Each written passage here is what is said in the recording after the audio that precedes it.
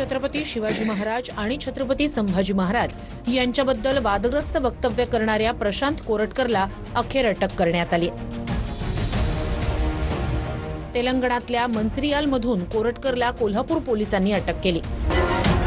इतिहास अभ्यासक इंद्रजित सावंत यांना धमकी देताना कोरटकरनं छत्रपती शिवाजी महाराज आणि छत्रपती संभाजी महाराज यांची बदनामी केली होती। 25 फेब्रुवारीपासून प्रशांत कोरटकर फरार होता। कोल्हापूर न्यायालयात पहिल्यांदा कोरटकरला अटकपूर्व जामीन देण्यात आला होता। नंतर कोल्हापूर पोलिसांनी मुंबई उच्च न्यायालयात अपील केलं। मुंबई उच्च न्यायालयानं हे प्रकरण पुन्हा कोल्हापूर न्यायालयात पाठवलं।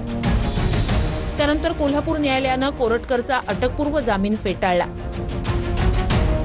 कोल्हापूर न्यायालयानं जामीन फेटाळल्यानंतर कोरटकरनं मुंबई उच्च न्यायालयात धाव घेतली।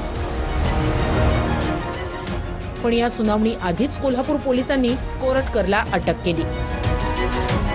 अशा चिल्लर माणसानं 1 महिना